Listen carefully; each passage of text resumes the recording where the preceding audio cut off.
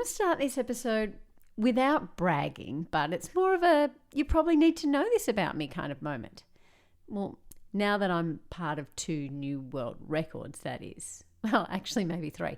The first one happened when I was in primary school, when every child in my school got together to form the biggest human domino line. And I still remember it. And also because there was a local news channel there and I made an appearance on the news for about half a second. And I think I was also in the paper. So big celebrity moment for me.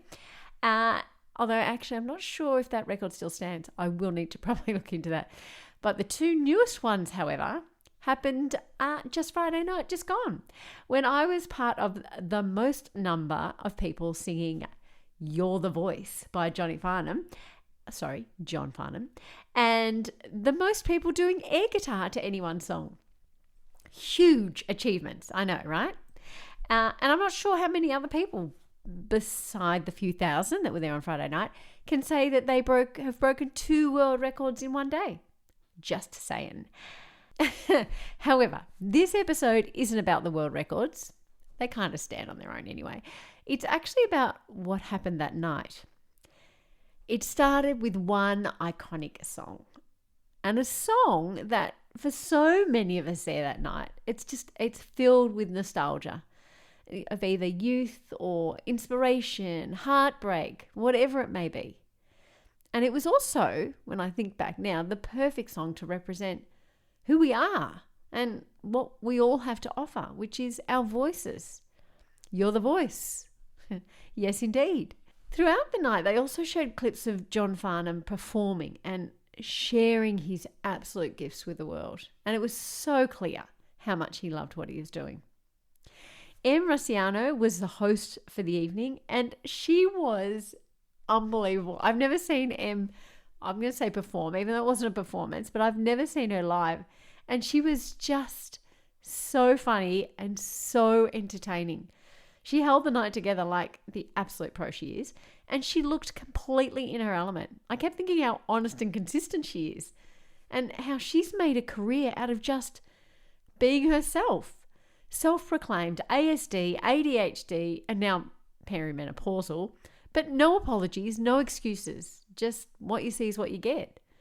And then, to top it off, I was standing there with 2 of my very closest friends. People who make me feel loved, connected, and such a calm sense of being able to be fully me. And all of those elements, for me, made Friday night so memorable.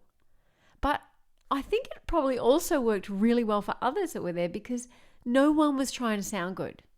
Well, if I'm honest, I kind of was, but that definitely wasn't the point of the evening.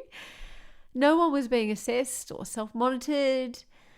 People's voices weren't about identity or outcomes, but it was about a shared experience.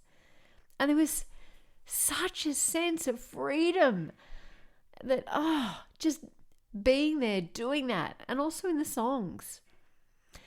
And I left that night thinking about our voices, but not in the way I normally do, because it was the absolute sheer joy that we've all felt, I think, that evening that made courage and singing so loudly effortless. It wasn't about sounding good, like I said, except for maybe me, and hoping those people around me noticed. But it was about being in it together. And it made me think about how different that is from the way most of us use our voice every day, and what I've spoken about so many times. You know, the way we use it in meetings, in presentations, or in moments when we actually care about being understood. So often, voice becomes something we manage or we monitor. We judge it. We wonder how it's landing, how people are hearing us and what they're thinking, even when we're still speaking. And the moment we start watching ourselves, that's when our voice tightens or we rush it, or it goes flat, or it feels like it's not really ours anymore, or we're not conveying what we want, or someone's misinterpreting it. And Friday night was the complete opposite of that. It reminded me that most people don't actually need more confidence. They just need fewer stakes. And I know we can't always take those stakes away. So then it's about developing that confidence and that courage to actually use our voice the way we want to. And I think that courage comes from when we are really clear with who we are or what we stand for or what it is we are doing here. So when we have connected to our strengths and our truths and we are bringing those to the table, that's when I think we find more freedom in our voice. That's when I think we communicate better and more clearly. Your voice opens up when it doesn't feel judged or alone. Watching those clips of John Farnham, I wasn't thinking about technique or performance. I was thinking about how deeply he lives inside his strengths. Like that was just him. And there's this kind of ease, I think, that comes from decades of being allowed to be fully yourself and giving yourself that permission too. And there's real joy in that. And it's that joy, that expression of spirit and truth that thousands of people there, and even probably more who weren't there but have had the experience of his music, connect to.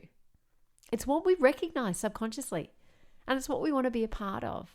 And it's also what Em Rusciano tapped into.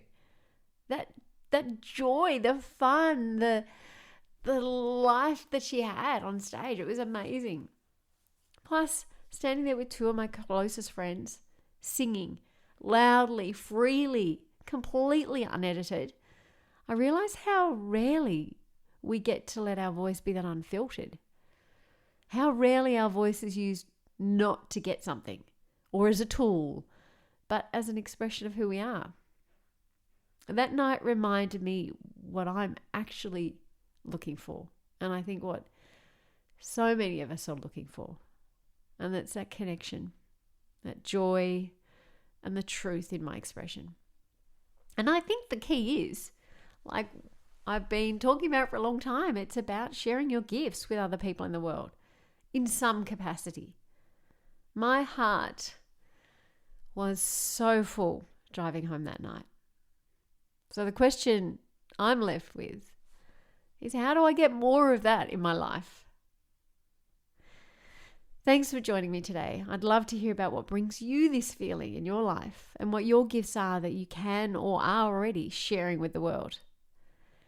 Don't forget to hit subscribe on your favorite podcast platform and share this episode with anyone else you think might benefit from hearing it.